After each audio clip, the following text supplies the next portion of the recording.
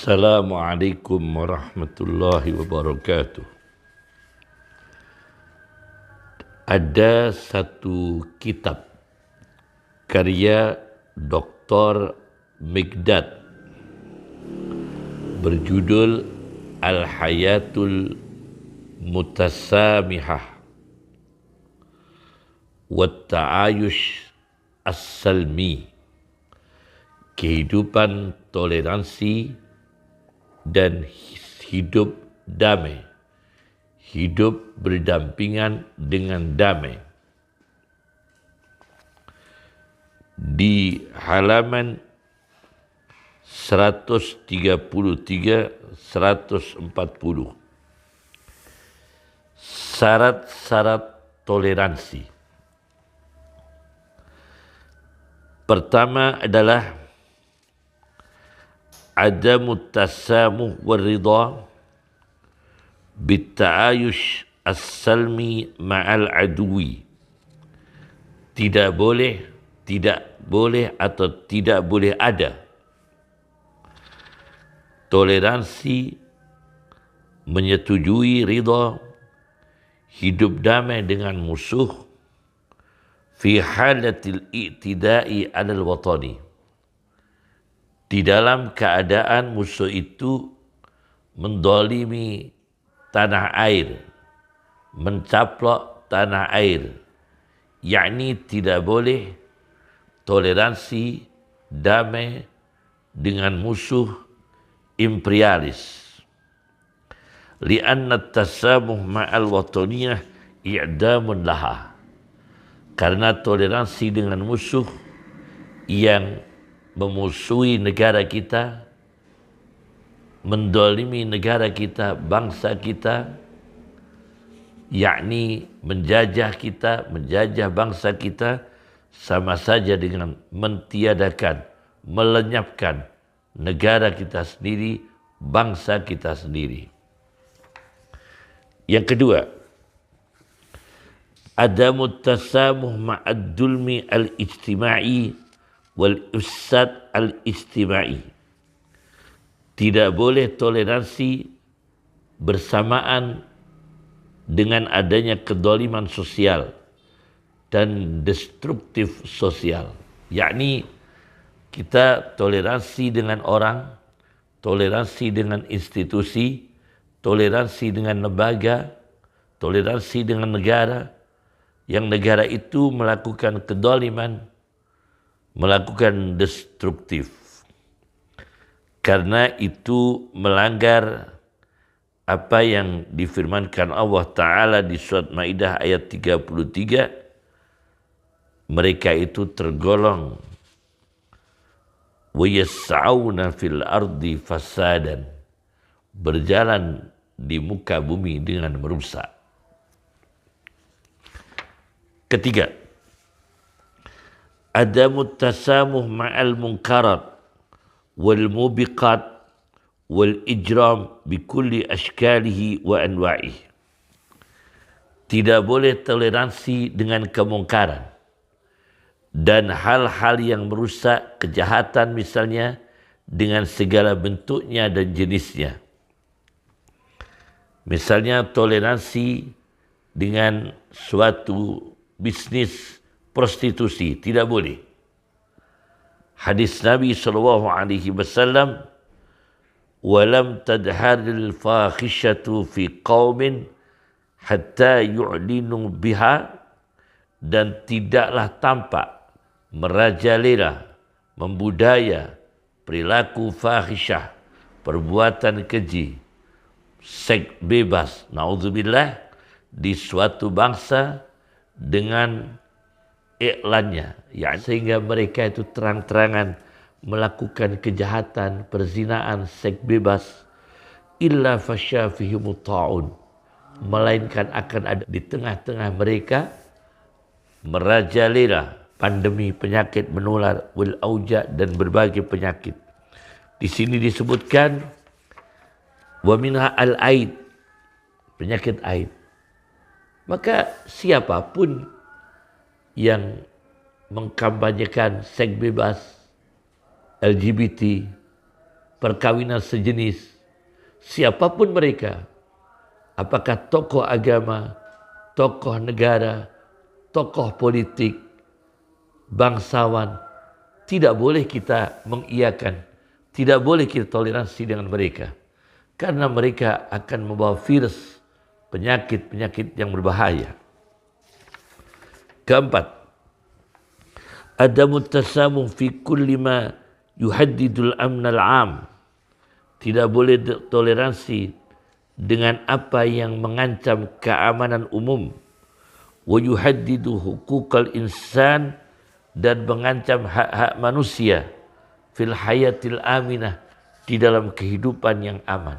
Tidak boleh toleransi dengan siapapun yang mengancam keamanan umum dan mengancam hak-hak manusia. Di balik kearifannya, di balik kasih sayangnya, sikap kasih sayangnya, di balik penampilan cinta kepada manusia, ternyata dia membiarkan kedoliman di muka bumi, membiarkan Amerika Serikat menyponsori, memasok senjata pada Israel, membantu Israel mendolimi Muslim Palestina, dibiarkan oleh mereka, dibiarkan padahal mereka punya otoritas, bisa menyerukan perdamaian yang tidak basa-basi. Tokoh agama menyerukan perdamaian yang perdamaian itu dengan tanda kutip yang korban sebagai orang Islam, hanya basa-basi, tidak bisa menekan, atau dia malah menyetujui di balik sikap cintanya dan sayangnya. Tidak boleh kita toleransi dengan mereka. Kemudian yang kelima, tahqiqut tasamuh fi mumarasati hukukil insan fi mumarasatil hayat at-tabi'iyah, yaitu betul-betul toleransi, menjaga mumarasah kebiasaan hak-hak manusia di dalam kebiasaan hak hidup secara natural. Kita tidak boleh memaksa pemeluk agama lain, kita tidak boleh memaksa, mengancam, menteror, kemudian mengintimidasi, tindakan tadi mengganggu. Tidak boleh dengan pemeluk agama lain atau umat Islam sendiri. Ini namanya adalah syarat-syarat toleransi. Nah, kemudian masalah yang kedua, bolehkah umat Islam mengikuti misa dengan orang Nasrani Katolik dengan alasan toleransi? Saya baca di dalam Ensiklopedia Nasional Indonesia di jilid 10 halaman 334 tentang misa kudus. Ini dilakukan perayaan Ekaristi. Perayaan Ekaristi itu perayaan misa di dalam gereja-gereja Katolik. Ini disebut istilah kristologinya adalah Vikaristi. Ini biasanya untuk mensyukuri keselamatan, ya, dan berterima kasih kepada yang mereka yakini sebagai Tuhan. Nah, mereka yakini sebagai Tuhan, membawakan doa-doa pokok yang diarahkan kepada yang mereka yakini sebagai Tuhan atas nama seluruh umat.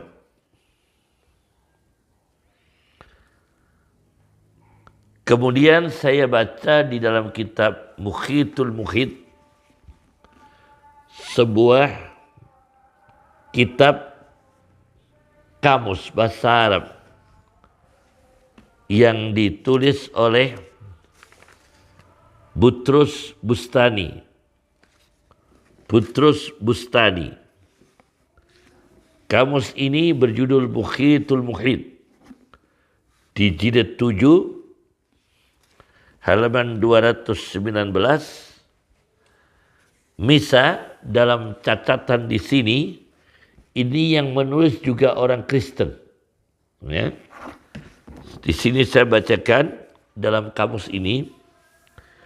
Wal Quddas inda ba'din Nasara.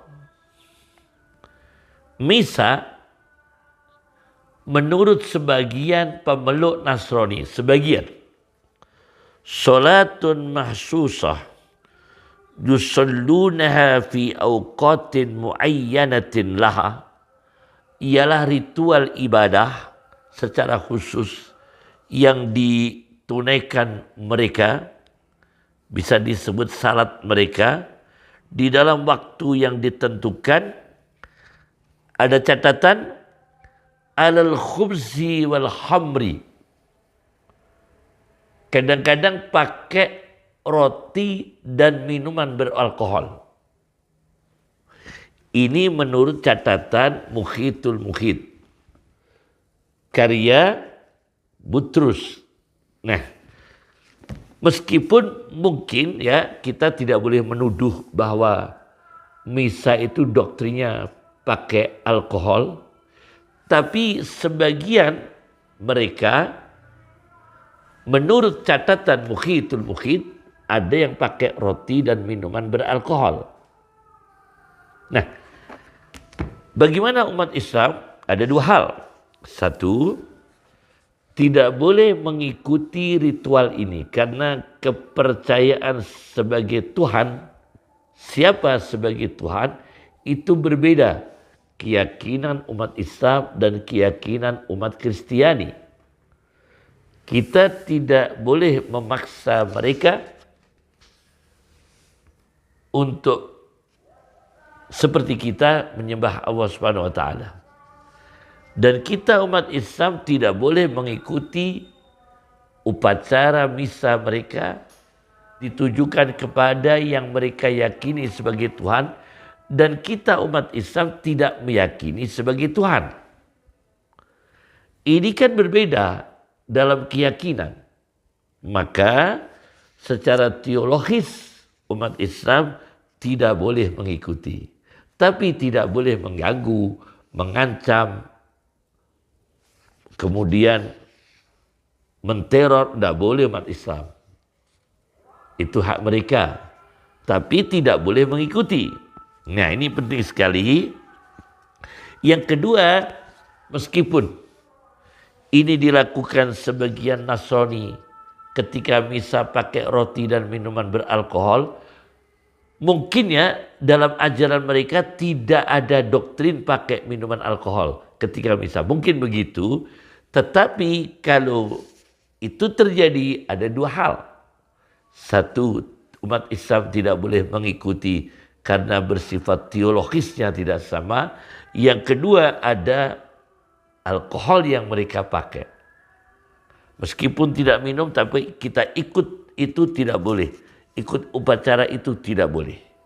Nah, dan ini disebutkan di dalam kitab Iqtida'us Siratil Mustaqim, karya Ibnu Taimiyah. Di dalam kitab Iqtida'us Siratil Mustaqim halaman 181,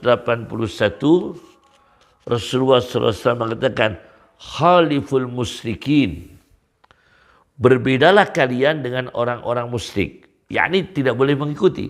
Khaliful musyrikin, tentunya dalam hal yang bersifat teologis.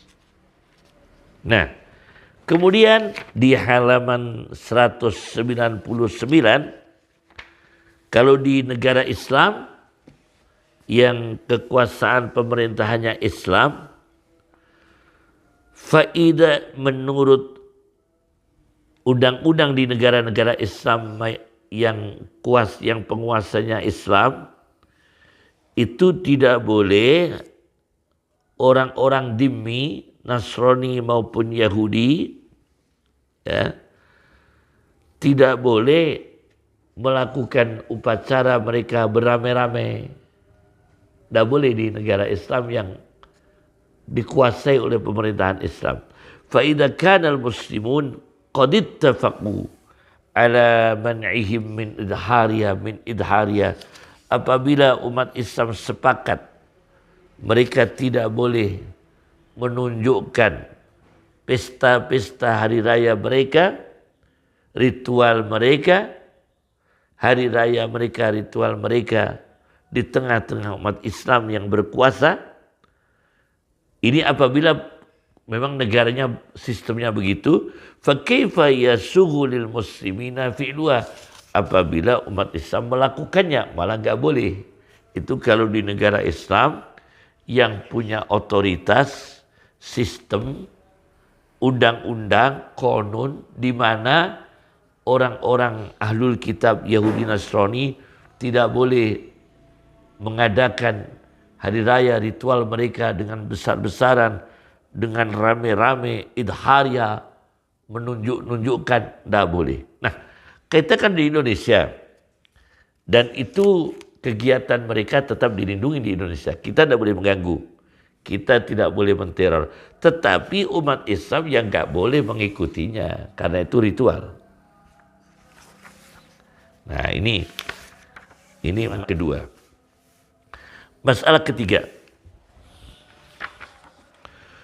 Bagaimana kalau azan bersamaan dengan acara misa, apakah perlu dengan alasan toleransi adzan itu ditiadakan untuk menghormati mereka yang misa? Ini juga aneh. Karena misa itu satu ritual agama mereka, dan kita ini umat Islam bertoleransi dengan mereka Nasrani, tidak harus diekspresikan dengan menghentikan adzan. Itu tidak logis. Sekali lagi, tidak logis dan bertentangan dengan hukum Islam. Saya baca di dalam kitab Sirah Ibn Hisham. Sirah Ibn Hisham, karya Ibn Hisham, jilid 2, terbitan Darul Fikr. Sirah Ibn Hisham, jilid 2. Ketika kiblat Nabi Muhammad SAW, jilid 2 halaman 176 dan 178. Ketika kiblatnya umat Islam pernah menghadap Baitul Muqaddas di Palestina, di mana banyak umat Yahudi di sana. Kemudian Allah Subhanahu wa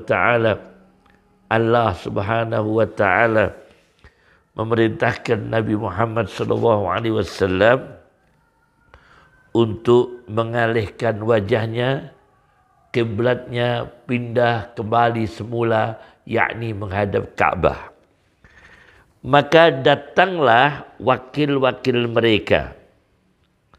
Siapa wakil-wakil mereka? Rifa'ah bin Qais, Fardam bin Amrin, Ka'ab bin Ashraf, Rafi bin Abi Rafi, Hajjaj bin Amrin, Rabi bin Rabi' ibn Abil Huqaiq, Kinanah bin Rabi' ibn Abil Huqaiq. Kemudian menghadap Nabi Muhammad SAW. Muhammad, kenapa kamu pindah kiblat? Kok gak menghadap, kok meninggalkan Baitul Muqaddas? Irji' ila qiblatika allati kunta 'alaiha. Muhammad, kembalilah pada kiblat Baitul Muqaddas yang kamu selama ini menghadap di sana. Nattabi'ka, maka kita Orang-orang Yahudi akan mengikutimu. Wa nusaddiqka dan akan membenarkan kamu, mengimankan kamu. Bagaimana? Rasulullah SAW tetap tidak boleh mengikuti mereka. Tetap tidak boleh mengikuti mereka. Dan Rasulullah tetap menolak. Karena Allah memerintahkan kembali menghadap Ka'bah. Nah, kata Allah Subhanahu wa ta'ala, apa yang dijanjikan mereka, kata Allah Subhanahu wa ta'ala, wala in ataital ladina utul kitaba bikulli ayatin, dan demi Allah jika kamu Muhammad datang kepada mereka Yahudi yang telah diberi kitab Taurat dengan segala mukjizat, maka tidak mungkin mereka mau mengikuti kiblatmu, mau menyetujui kiblatmu Ka'bah. Wa ma anta bitabi'in qiblatahum, dan kamu pun tidak boleh mengikuti kiblat mereka. Bahkan wa ma ba'duhum bitabi'in qiblata ba'din, bahkan sesama mereka sendiri, mereka kiblatnya itu berbeda-beda. Sebagian dari mereka tidak mau mengikuti kiblatnya sebagian. Nah, jelas kan? Nah ini.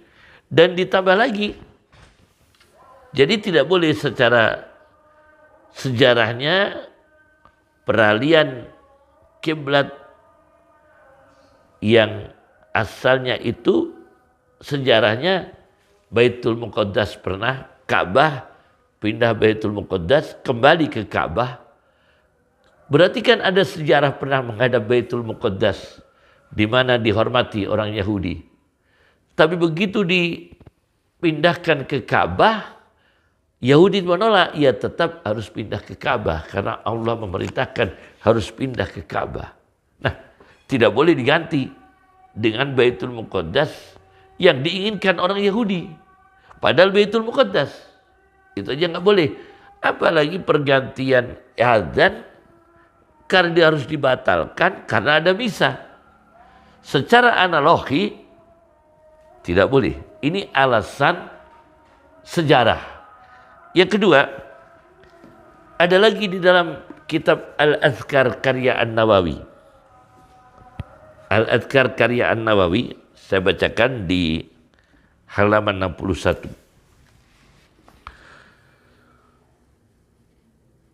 Fa amma idza kana yaqra'ul Qur'an, maka apabila jika ada orang sedang membaca Al-Quran, satu, sedang membaca Al-Quran, au yusabbihu, sedang bertasbih kepada Allah, dua, au yakra'u hadisan, atau sedang membaca, mentelaah, mengajarkan hadis Nabi Muhammad SAW, tiga, au ilman akhar, atau sedang membaca ilmu yang lain, empat, au ghairu dzalik, atau kegiatan yang lain yang bersifat agama Islam, fa innahu yaqta'u jami'a hada, maka baca Qur'annya berhenti, baca tasbihnya berhenti, baca hadisnya berhenti, baca fikihnya berhenti, baca tafsirnya berhenti, wa yujibul mu'addim, untuk menjawab adzan. Summa ya'udu ila ma kana fi, setelah adzan selesai lanjutkan baca Quran dan sebagainya. Jadi baca Quran dihentikan sementara karena ada adzan. Coba logikanya. Baca Quran dihentikan sementara karena ada adzan. Jadi Quran saja bacaannya dihentikan karena ada adzan. Lah ini tidak ada dihentikan karena bisa. Coba. Berarti logisnya pemahaman sementara untuk menghormati misa, adzan berhenti. Padahal untuk menghormati adzan, Quran berhenti. Jadi Quran itu dihentikan bacaannya karena ada adzan. Jadi untuk memuliakan adzan baca Quran dihentikan sementara. Lah kok ini untuk menghormati misa adzannya dihentikan. Berarti jadinya adzan itu kelas 2, Quran kelas 3. Bagaimana logisnya ini? Coba ini. Fatwa apa ini? Dari mana fatwa ini? Padahal kalau misa itu dilakukan oleh mereka, kita tidak boleh mengganggu, adzan tetap dikumandangkan. Apalagi ini bukan fiqhul aqliyah, bukan fikih minoritas yang mendesak umat Islam berhenti adzan. Kan tidak ada. Tidak ada keterpaksaan harus adzan dihentikan. Tidak ada intimidasi adzan dihentikan. Jadi toleransinya tidak harus begitu. Meskipun misa mereka kita tidak boleh mengganggu, kita tidak boleh menteror, kita tidak boleh memusuhi, kita tidak boleh mengancam, tidak boleh destruktif di acara mereka, tetapi adzan ini tetap dihormati. Ini muslim mayoritas. Malah kalau mereka ingin ekspresi toleransi real dengan umat Islam, mereka juga memuliakan azan kita. Memuliakan azan kita, apakah mereka melakukan misa setelah azan kita? Nah, itu kan mereka juga berekspresi toleransi dengan kita umat Islam. Karena azan ini di dalam ajaran Islam, baca Al-Quran saja dihentikan karena ada adzan. Lah ini melanda, adzan dihentikan karena ada misa. Nah ini, jadi ini tidak ada kedaruratan apa-apa, tidak ada ancaman, tidak ada intimidasi. Kenapa adzan harus dihentikan? Dan kalau kita adzan pun tidak ada menyakiti mereka dan tidak ada melecehkan mereka juga tidak. Kalau kita adzan, tidak ada melecehkan mereka. Ini harus ditinjau ulang, harus dikaji ulang, dan hati-hati kalau berfatwa ya, hati-hati ya. Nah, sebagai penutup, ini ada satu kasus di mana gereja berhadapan-hadapan dengan masjid. Ini. Gereja berhadapan-hadapan dengan masjid. Saya temukan di kitab Hayatul Hayawan Ad-Damiri di jilid 2 ketika mengkaji Ghurab burung gagak terbitan Darul Fikr halaman 629, tepatnya di Laut Hitam, Spanyol. Di sana ditemukan sebuah gereja di gunung yang ada gubahnya, dan di gubah itu ada burung gagaknya. Di hadapan gubah gereja tersebut ada masjid yang disiarahi oleh orang-orang dan diyakini berdoa di masjid itu terkabul. Kemudian apa toleransi yang dilakukan mereka? Bukan aktivitas masjid dihentikan. Di sini disebutkan, saya baca. Waqad syurita alal qissisina, dan sungguh disyaratkan, diundang-undangkan bagi para pastor-pastor yang ada di gereja tersebut, dia fatuman untuk mensuguhi hidangan orang, mensuguhi hidangan kepada orang, yazuru dalikal masjid, yang mengunjungi masjid itu, minal muslimin, dari orang-orang Islam.